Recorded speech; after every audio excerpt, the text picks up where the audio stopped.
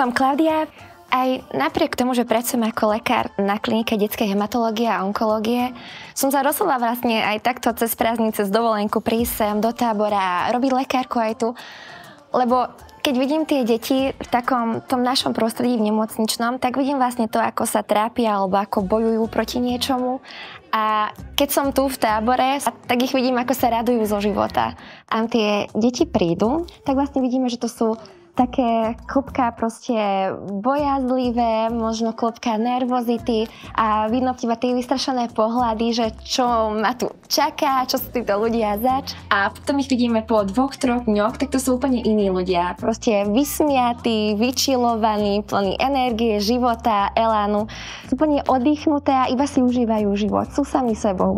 Volám sa Nikol a som dobrovoľníčka Spolu s odvahou. Deti dostanú možnosť poznať rôzne aktivity z rôznych skupín, či už ide o to niečo vyrábať, alebo sa aktívne hýbať, alebo zažiť fakt nejakú odvážnu vec, že prekonanie samého seba. Najkrajší zážitok, čo mám, boli vlastne menšie detičky, ktoré máme na starosti.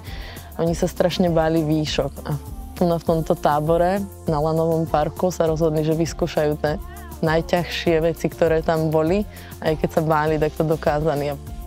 Tie detičky boli úžasné s tým, že sa viacej otvorili neskôr. Bolo príjemné vidieť, ako veľmi malý zážitok dokáže zmeniť to dieťa na nepoznanie.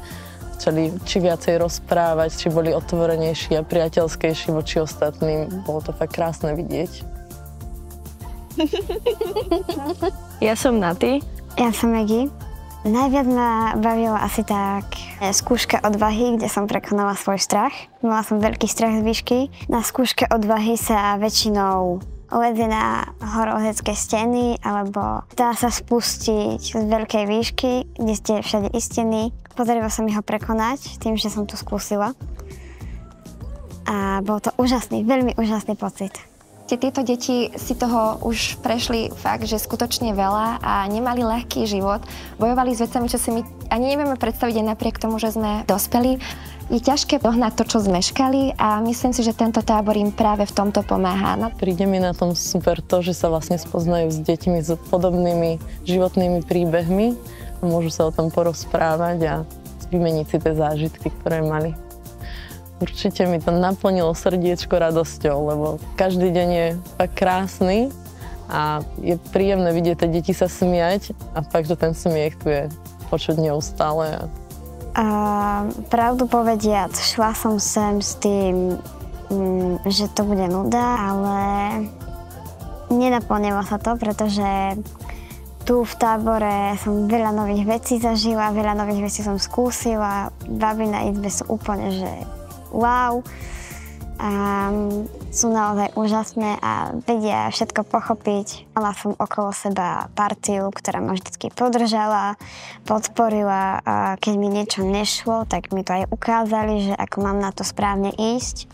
A to ma tak povzbudilo hovoriť o svojich pocitoch a hovoriť aj rozprávať sa s inými ľuďmi a nevymenila by som ich za nič na svete. Tak mne sa páčilo dosť na koňoch, keď som sa na nich postavila, alebo keď som len k ním prišla, pretože predtým som sa trochu bála koňov, hlavne takých tých veľkých. Určite odporúčam deťom, čo sa sem boja ísť, aby sem išli. Nebali sa, že si tu nenajdu kamarátov, že to bude nuda. Určite si tu nájdete kamarátov a bude tu fakt sranda, aj keď tomu neveríte. Chcela som sa tohto tábora zúčastniť, pretože sama som ho zažila ako dieťa a bolo pre mňa zaujímavým poznaním pozrieť si to z tej druhej perspektívy.